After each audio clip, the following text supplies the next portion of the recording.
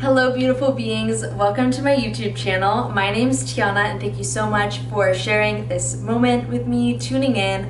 I appreciate your energy and your time. I know it's valuable, so thank you so much. And yeah, if you haven't been to my channel before, I make videos about spirituality, energy, and I really love getting to know our own energy and how it interacts with this reality. So yes, let's get into today's video. I'm going to be talking about how I manifested my dream apartment that I'm in right now, as well as a job within 2 weeks, literally right when I needed it most. So I kind of broke it down into 5 tips that I think we really need to expand upon and focus on a little bit in our manifestation practice.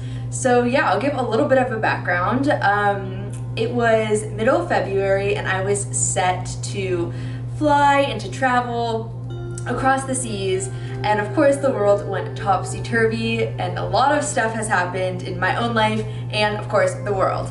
So I needed to find a job and then also apply for an apartment and move into an apartment within like a couple weeks. And it was a very bumpy journey, but let me start from the beginning.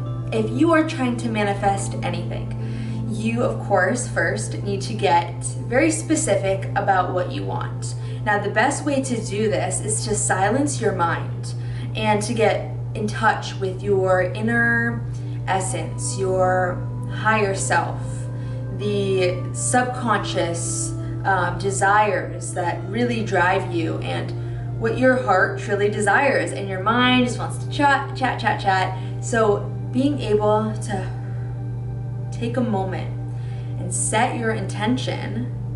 What do I truly want? And go into a meditation and do that. Please do that just so you can get very specific about not only physical appearances, but specific about how you want to feel in that reality. You want to get so familiar and get so connected with it. So that's the first step, right? I made a list of 5 steps, have my phone just to remind me. So number 1 is gonna be about releasing fear. During those week to 2 weeks where I was trying to manifest, I got super specific and clear on what I wanted, and I would implement certain manifestation practices that I'm going to talk about soon into my week and into my day.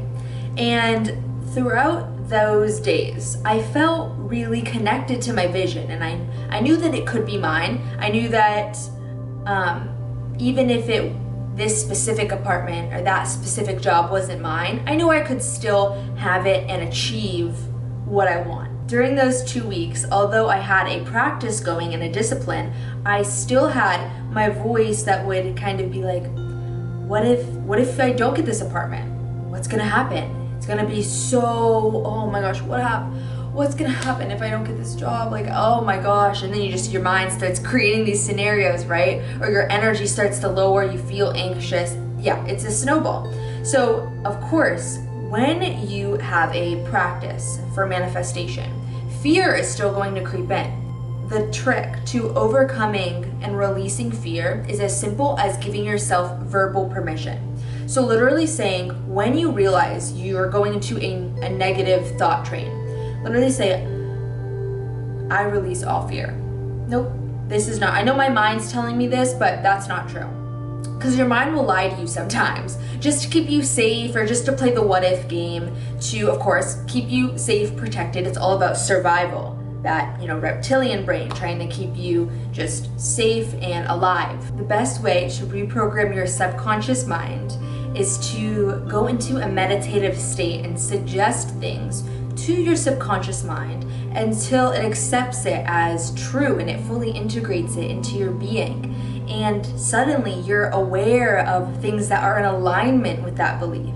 And as certain people or experiences cross you, you are going to become aware, or your intuition's going to tap in when those experiences and people align with you and align with your inner beliefs. So you have to really latch yourself onto that reality.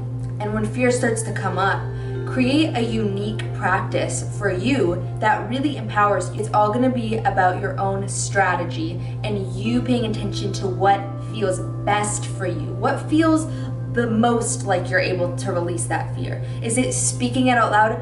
no, I release you, fear. I release you. You do not serve me. Does that make you feel good, or does that make you feel like something other than good? Or for example, just writing it out. Get into it. I know I'm feeling fear because it is trying to protect me. It's trying to keep me safe and in the comfort zone, but I know that I can grow and I can expand beyond this. So tap into that infinite knowledge that you have about how far you can expand and how wide you can achieve things, like how big you can go, because you have to tap in and remind yourself of your power in those moments of fear. Number 2, I already touched on this, but of course, getting specific about what you want, not only in the physical details, what it looks like, but vibrationally what it feels like, and finding ways to embody that feeling right now. So when, again, those experiences, those people pass you, they're not gonna pass you by. You're gonna intuitively know. What I would do throughout my 2 weeks was I would write, journal every single day, and I would meditate every single night for 10 minutes to an hour, doing guided meditations, silent meditations. But it was all about getting familiar with how it was gonna feel when I finally got what I had been asking for, when I finally got to sit in my apartment and it was mine.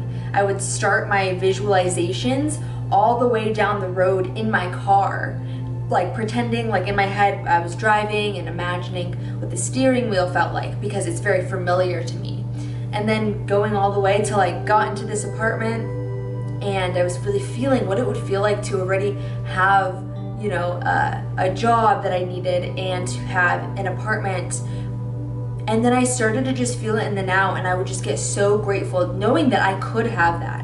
Regardless of how it came to me or when, it could be mine, and for that I was just so grateful. And so I would kind of tap into that vision every single day and get familiar with it. Number 3 is get familiar with the universal laws and laws of energy. Do your own research, do a little bit of Googling about synchronicities, law of cause and effect, law of correspondence. There's plenty of them, and it's really interesting and will help solidify all of this kind of like woo-woo, like it has this magical essence of it because it's non-physical coming into physical manifestation, but there's a lot of really beautiful quantum mechanics and science behind it, and kind of going out there and answering your own questions is going to really help solidify your own practice and beliefs. Because, for example, the primary law to law of attraction is the law of vibration, which states that everything is vibrating and nothing rests. So it's important. You would be missing a huge piece of the puzzle if you didn't already know, and maybe dive into that a little bit more. I would start with Googling 12 universal laws. Number 4 is release the idea that it has to come to you at a certain time or through a certain channel or from a certain person. What you are trying to manifest is the feeling of happiness or stability, relief. You're trying to manifest that, but you want to figure out how you can embody that now and be at peace now, because that's what's going to help you become a correct energetic match to that. An example is if you're trying to manifest your soulmate and you want to resonate on the vibration of love, so you can be open to all channels of love that you didn't think were for you, channels of love that can surprise you. And when you are tuned to that vibration of that which you want, which is love in that case, it opens yourself up just to all the channels, so the one that's perfect for your love can align. Number 5, and probably my most favorite and most used, is choosing the narrative you tell yourself wisely. We're constantly telling ourselves these stories about what's holding us back and what limitations we have, what's our past. All of our thoughts tend to kind of block off certain channels of possibility, because we're telling ourselves that it's been so hard for so long. I've struggled for so long. It's gonna be a hard journey. I have to work hard. We just are feeding ourselves certain thoughts, which is the story that we tell ourselves. So we have to make sure that the story we're telling ourselves is one that empowers us. And for example, right before I had to move to get an apartment and to get a job, I had this crazy scenario happen to me that really, like, when I got this news, my energy felt so low, I felt so disempowered, and I really had not a lot of options. I didn't know what to do. I felt bad. And I released that energy for, by crying for, a little bit, but then I realized I couldn't be a victim to this situation. Point is that if I hadn't framed that situation in a way that can empower me, or at least just push me enough to keep making my higher self decisions, I would not have this apartment and I would not have gotten that job. In situations that we feel are less than perfect or bad are happening to us, it is an opportunity for us to see how wide we can expand our loving awareness, our compassion.